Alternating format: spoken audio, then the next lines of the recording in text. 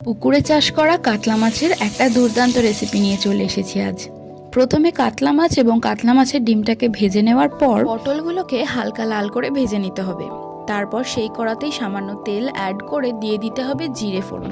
জিরেটা হালকা লাল হয়ে আসলে তার মধ্যে আলুগুলোকে দিয়ে লাল করে ভেজে নেবার পর টমেটো অ্যাড করব। এখানে পেঁয়াজ এবং আদা বেটে নিয়ে নিয়েছি, তার মধ্যে দিয়ে দেব 1 টেবিল স্পুন অফ জিরে গুঁড়ো, হলুদ গুঁড়ো, ধনে গুঁড়ো, 2 tablespoon of chilli powder, এর মতো নুন আলু এবং টমেটোতেই কিন্তু দিয়ে দিতে হবে। তারপর মশলাটা দিয়ে ভালো করে কষে নিতে হবে।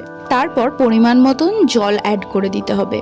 ঠিক যতটা ঝোল তোমরা রাখতে চাও ততটাই ঝোল দেবে। জল ফুটে এলেই তারপর মাছ এবং পটলটাকে দিয়ে দিতে হবে সেদ্ধ হওয়ার জন্য। তারপর ধনেপাতা দিয়েই নামিয়ে দিলেই রেডি আমাদের পটল এবং আলু দিয়ে জ্যান্ত কাতলা মাছের ঝোল। খেতে কিন্তু দুর্দান্ত লাগে। তোমরা যারা পেঁয়াজ পছন্দ করো না, পেঁয়াজটাকে স্কিপ করলেও পারো।